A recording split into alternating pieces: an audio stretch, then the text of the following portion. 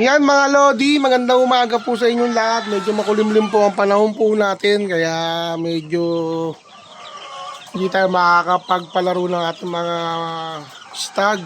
Ayan po yung ating mga breeding area. Ito po pala yung ating mga barn, mga Lodi. Mapapansin nyo, ito boss, meron medyo malalaki na yung mga malalaki na yung mga butas niya. Meron na din dito. Hindi na siya ganong kulob na kulob. Sinasanay na po natin na pumasok po yung malamig na hangin po sa kanila. At pinapatay ko na rin po yan pagkagabi. Ito lang po ang hindi ko pa pinapatay. Ay, mapapansin po nyo, kulob na kulob po ito. Ito lang po medyo hindi kulob. Pero pag binagsak ko po yung lona, ay hindi na papasok po yung mga hangin talaga dito na solid. Ay, mga bago pa lang po ito. Mga baby chicks pa to. One week old pa lang to mga kaibigan. D1 pa lang po ang karga po niyan mga lord. Baka sa Thursday o Tuesday, bakunahan ko na po yan ng gumboro. Sasabayan ko po ito po ng lasota. Ito lang po lasota. Lalasota ko na po itong ating mga alaga natin na ito mga lords. Ayan o. Pang lasota yan mga lodi. Ang kinakain po niyan ay may mga crack corn na rin po. Ay, ano po yun, mailap. Ay, durog na mais po pala, hindi po pala crack.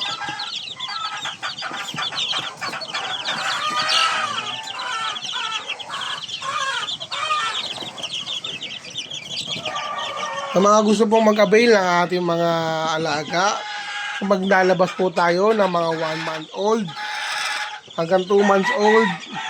Magkaiba po ang presyo ng babae at lalaki. Sa mga gusto magpasimula po dyan, pwede po magbigay ng tryo na month old mga kaibigan, para medyo magaanggang sa bulsa ng inyong umpisa. Alagaan nyo lang maigi dahil fully vaccine naman po yan, kaya hindi po kayo matakot na basta-basta tatamaan yan. Ayan po yung mga materialis na ginamit ko dyan: super sweater, Papay Gray,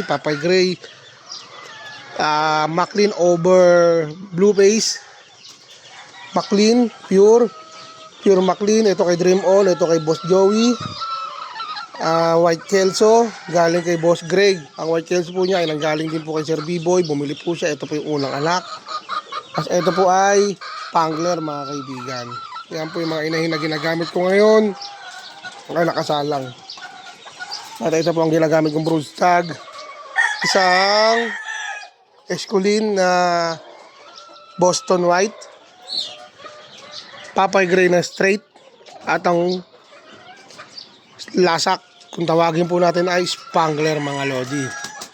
Nakapahinga po si SBR, pero ang nakatutok po ngayon, nandun po yung si Super Sweater at ang kanyang dalawang pulet mga lodi. Ang Super Sweater po natin ay old sweater po yun. Tatawag ko lang po ng Super Sweater. Gawa po ng super po talaga siya maglaro. Ito po, ipakikilala ko sa inyo. Yan mga kaibigan. Ang dalawang inahin na 5K over Gilmore. Ito naman po si Lemon.